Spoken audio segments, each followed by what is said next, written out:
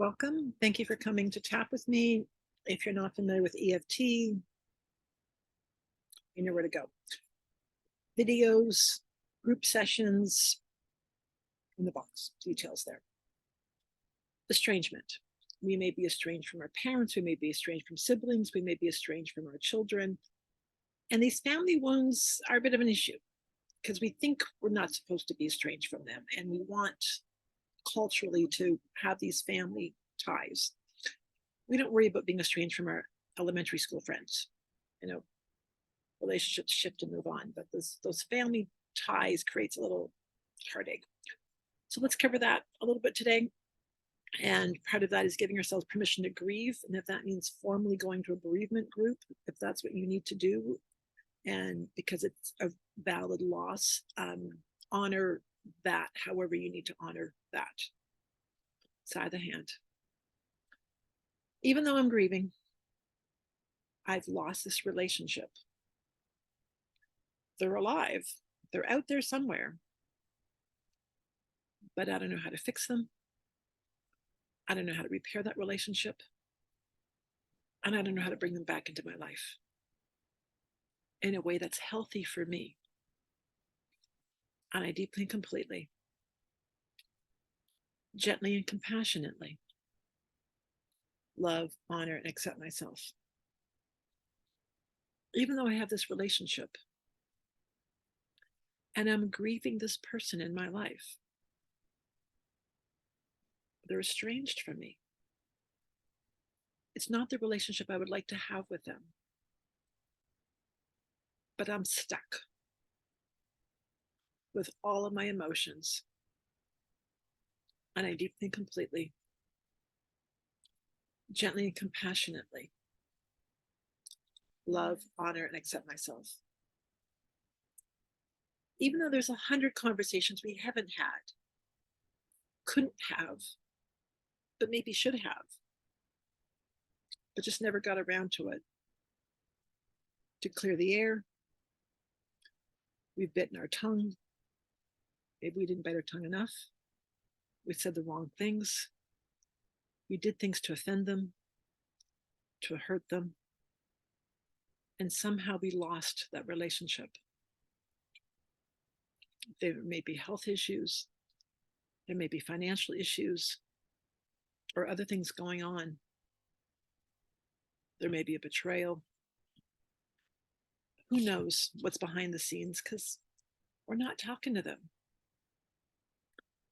And I deeply and completely, gently and compassionately love, honor, and accept myself. I'm estranged from them. We don't have the relationship I would like. We're not close.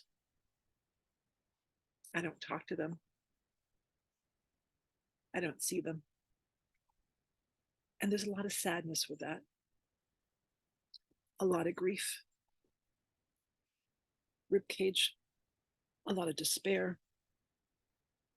Under the arm. A lot of heartache.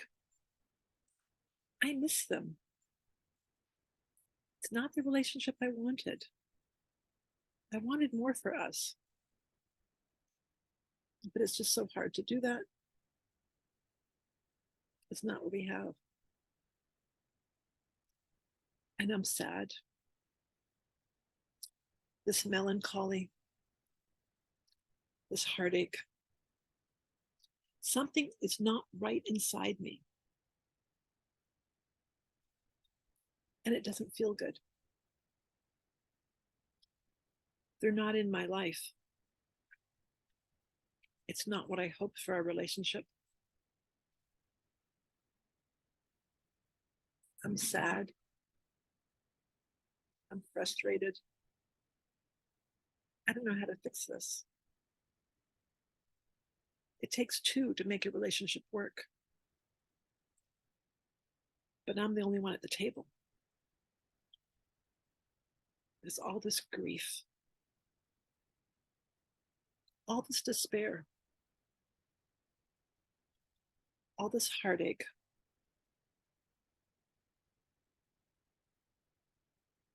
It just gets me. whether it's a lump in the throat, pain in my chest. It just gets me.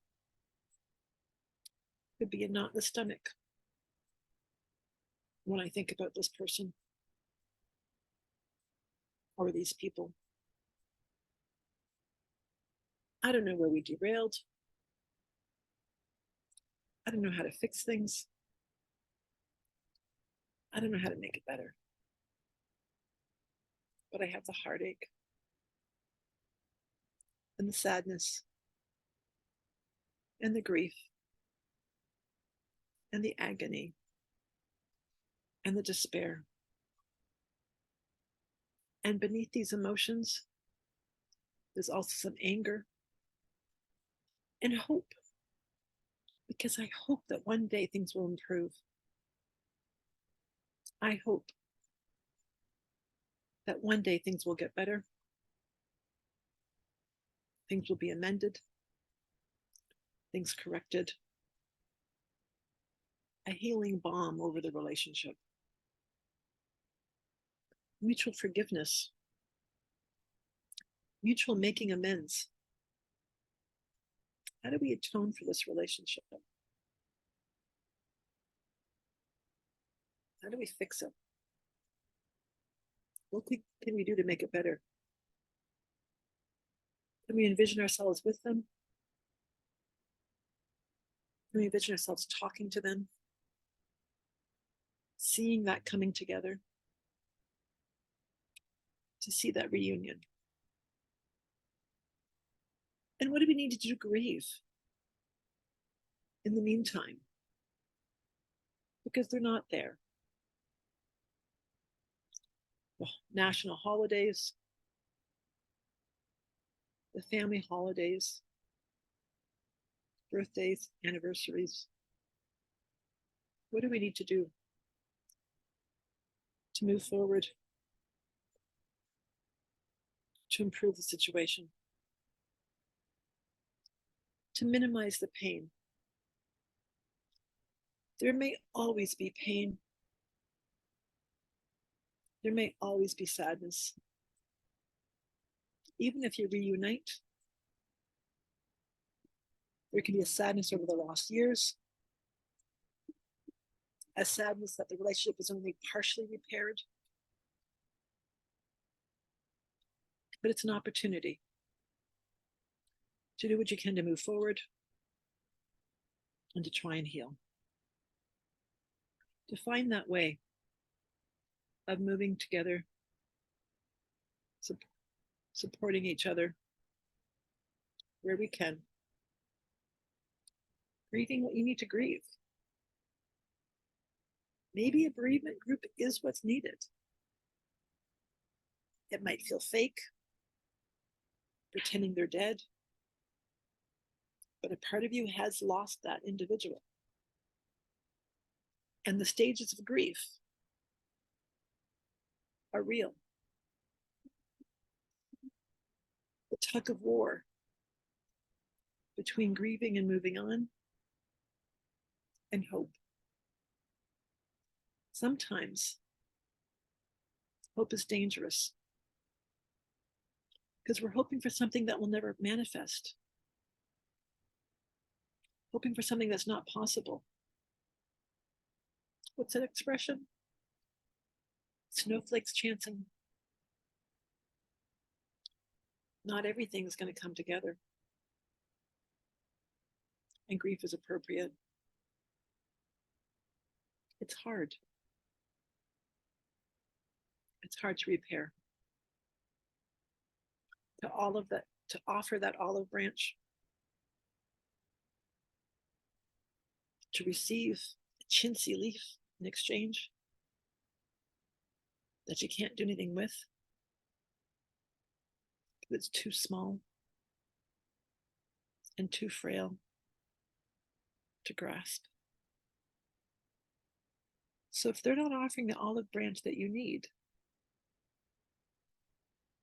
and they are rejecting your olive branches, how do you move forward?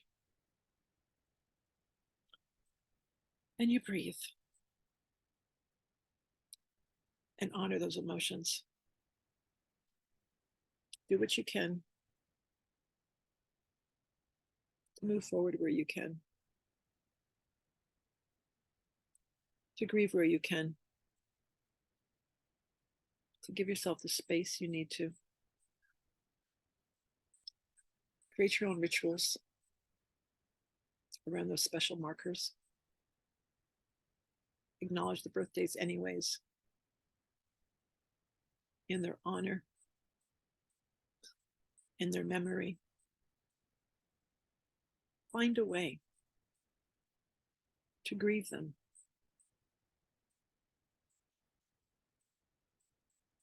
To be there. To work through your emotions. Because if you're stuck, it's not going to help the situation. That jumble of angst, betrayal, sadness, confusion, frustration, anger, guilt, shame. Just give yourself compassion. You've been through a lot.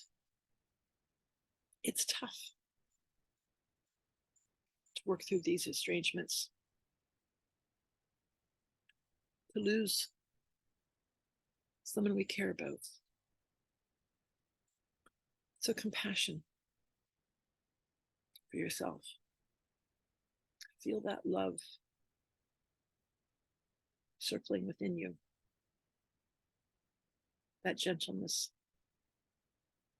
that support. Honor yourself. Honor your needs. Move forward as you can. Reach out to surrogates. Create the relationships you desire in whatever way you can. As you move forward with grace and ease, self-care, and self-compassion. Thanks for being here.